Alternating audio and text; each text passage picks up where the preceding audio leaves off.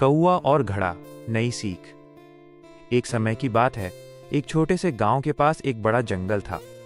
उस जंगल में एक बहुत ही चालाक लेकिन थोड़ा घमंडी कौवा रहता था। वो हमेशा खुद को सबसे समझदार समझता था और दूसरों को कमतर मानता था। गर्मी का मौसम था। सूरज आसमान में आग बरसा रहा था। चारों तरफ सूखा पड़ा था। नदियां सूख चुकी थीं और तालाबों में पानी लगभग खत्म हो चुका था। ऐसे में सभी जानवर पानी के लिए इधर उधर भटक रहे थे। वो कौवा भी बहुत प्यासा था। उसका गला सूख रहा था और वो बार बार कांव कांव करता हुआ आसमान में उड़ रहा था।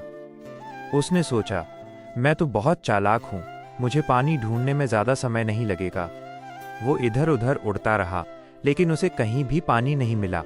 धीरे धीरे उसकी ताकत खत्म होने लगी। तभी उसे एक पेड़ के नीचे एक पुराना घड़ा दिखाई दिया। कौवे की आंखों में चमक आ गई।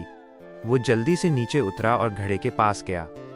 उसने अंदर झांककर देखा तो उसमें थोड़ा सा पानी था, लेकिन समस्या ये थी कि पानी बहुत नीचे था और कौवे की चोंच वहां तक नहीं पहुंच सकती थी। कौवा सोच में पड़ गया। पहले तो उसने घड़े को गिराने की कोशिश की, लेकिन घड़ा भारी था।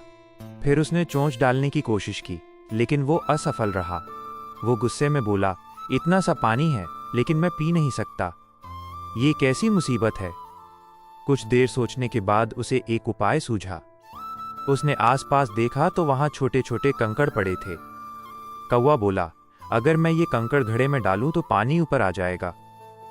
ये सोचकर उसने एक एक करके कंकड़ उठाना शुरू किया और घड़े में डालने लगा। कौवा मेहनत करता गया। धीरे धीरे पानी ऊपर आने लगा। कुछ ही देर में पानी इतना ऊपर आ गया कि कौवा आराम से अपनी चोंच डालकर पानी पी सकता था। कौवा बहुत खुश हुआ। उसने पेट भर पानी पिया और अपनी प्यास बुझाई। लेकिन ये कहानी यहीं खत्म नहीं होती। जब कौवा पानी पीकर उड़ने ही वाला था, तभी उसने पास ही एक छोटे से घायल चिड़िया के बच्चे को देखा।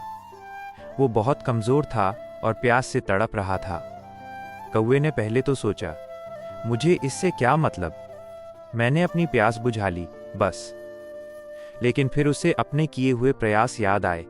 उसने सोचा, अगर मैं चाहता तो अकेले ही पानी पीकर चला जाता, लेकिन अगर मैं इस छोटे से बच्चे की मदद कर दूं तो क्या फर्क पड़ेगा।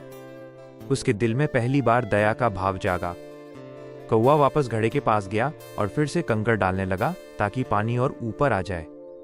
उसने अपनी चोंच से थोड़ा पानी निकालकर उस चिड़िया के बच्चे के पास भी डाला। धीरे धीरे उस बच्चे ने पानी पी लिया और उसमें जान आ गई।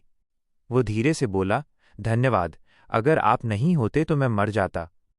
कौवा ये सुनकर थोड़ा भावुक हो गया। पहली बार उसे एहसास हुआ कि असली समझदारी सिर्फ अपने लिए काम करने में नहीं, बल्कि दूसरों की मदद करने में भी होती है। अब वो पहले जैसा घमंडी कौवा नहीं रहा। वह हर किसी की मदद करने लगा और जंगल के सभी जानवर उसे सम्मान देने लगे। नई सीख, मॉरल। सिर्फ चालाक होना ही काफी नहीं है, दिल का अच्छा होना भी जरूरी है। असली बुद्धिमानी वही है जो दूसरों के काम आए। मदद करने से खुशी और सम्मान दोनों मिलते हैं।